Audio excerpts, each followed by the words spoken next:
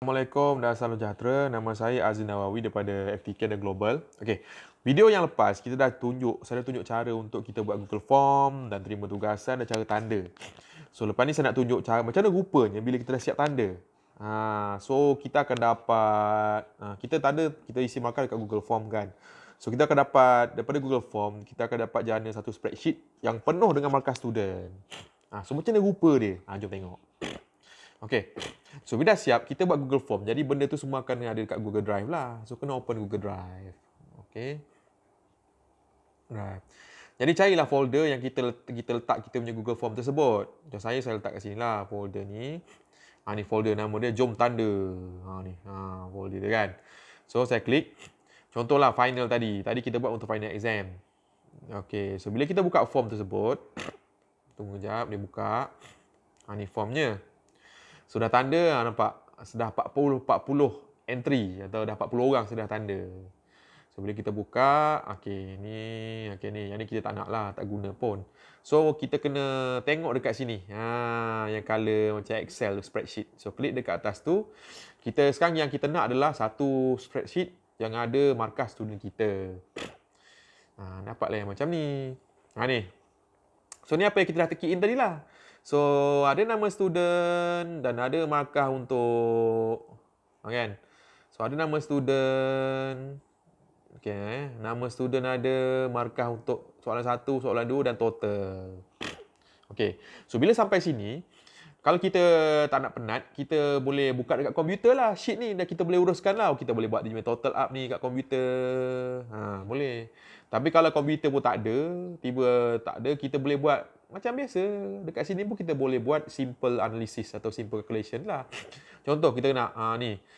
Sel ni akan tunjuk campuran untuk semua markah. So macam biasalah. Excel kan. Sama dengan tu untuk formula lah. Sama dengan maybe this one. Okay. Atau plus tambah plus this one. And then, so main kat sini je. Ni, main kat sini je. Nak buat kan. Tiba alamak banyak pula masa. Boleh buat lah. Dan dah siap buat rumus tu, tekanlah yes. Enter, nampak? Dapat markah dia. So, bila kita klik, dia ada formula. So, ni kalau rajin lah. Saya biasa terus ke komputer lah. So, bila guna spreadsheet, komputer is the best lah. Boleh buat dekat sini, tapi renyah sikit lah. Okay? Saya belum lagi master cara nak buat spreadsheet dekat telefon. Okey. Settle. So, selain pada tu, banyak lagi benda lain. Bukan sekadar final exam je. Okey. Banyak lagi benda lain yang kita boleh tanda guna method ni. Contoh kan. Selain pada tu, kenapa dia pening ni? Contoh kan. Okey ni, saya tanda projek. Tanda projek, kalau kawan-kawan perasan, projek dia bukan macam final exam. Dia ada, ni. Dia ada, ni. Dia ada rubrik. Rubrik pula macam biasa saya guna 135 ataupun poor, average, excellent. Bila gini kita boleh guna ni method ni, multiple choice grid. Sama lah juga untuk projek ni pun sama juga kita akan guna ni. Jadi benda cantik lah. Ni pun guna telefon, boleh buat simple. Guna telefon. So bila kita dah siap, rupa dia macam ni lah. Lawa kan?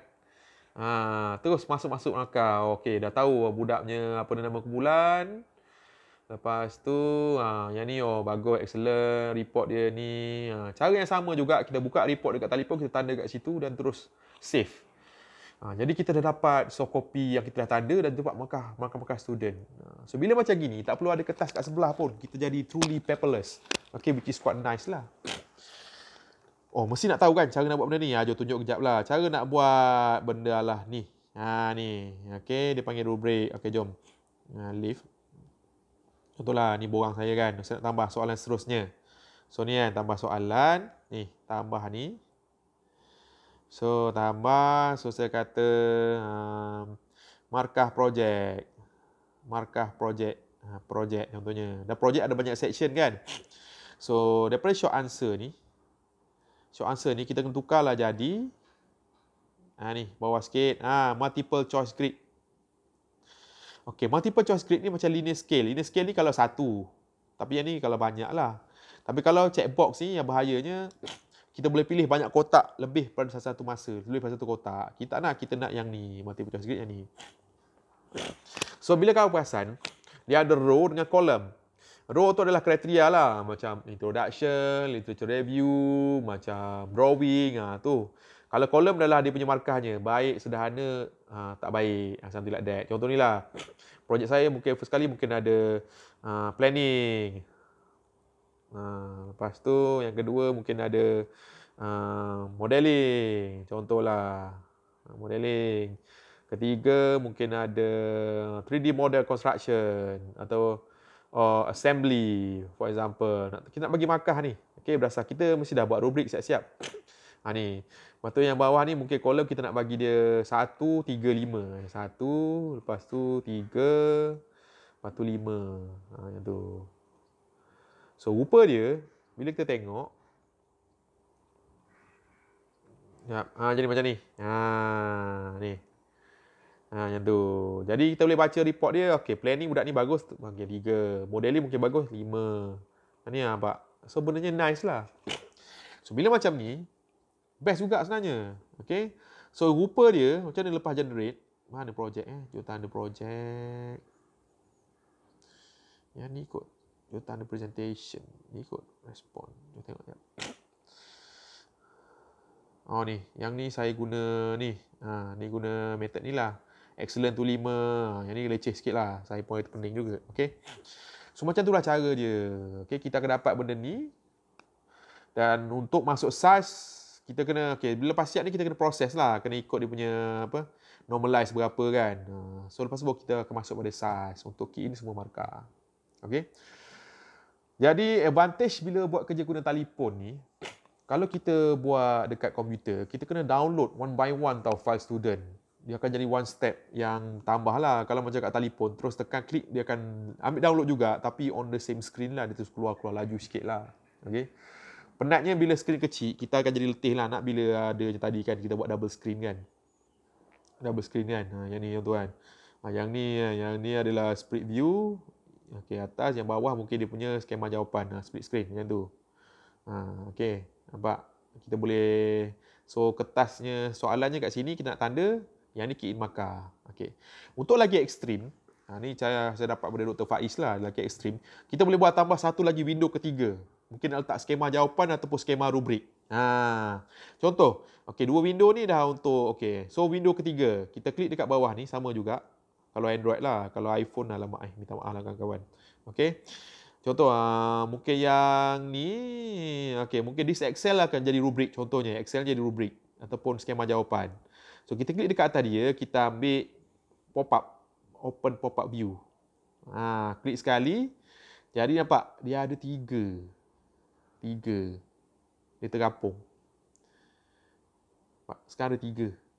Ni. So, window 1, ni 1, ni 2, yang ni 3. Okey. Sebelum kita klik dia, dia buka yang tu. Nampak? Dah kata alamat I nak besar kecil, kita boleh adjust size. Ni. Kita boleh adjust size ni. Alamat I, saya tak ingat. Kita boleh gerak-gerakkan. Kalau rasa benda ni macam berganggu je, boleh adjust size. Kalau rasa ganggu lah pula, kita boleh buat dia halimunan atau buat dia transparent. Transparent macam saya kena klik sini. Klik sekali. Nampak adjust transparency. Dia tak ganggu lah. So, kita dah ada rubrik. Hilang pula. Okey, kita dah ada kita punya skema jawapan pun terapung kat atas tu. Nampak? Kan nice tu. Okey. Nice tu. Contoh ni lah. Okey, ni mungkin dia punya pop-up. So, kita dah ada semua. Okey. So, 3 benda yang terapung dekat atas skrin. Ni. So, yang ni adalah kita punya borang markah. Yang ni adalah kita punya nak tanda. Ni adalah skema jawapan. Macam tu lah. Skema jawapan ni boleh buka dan boleh tutup.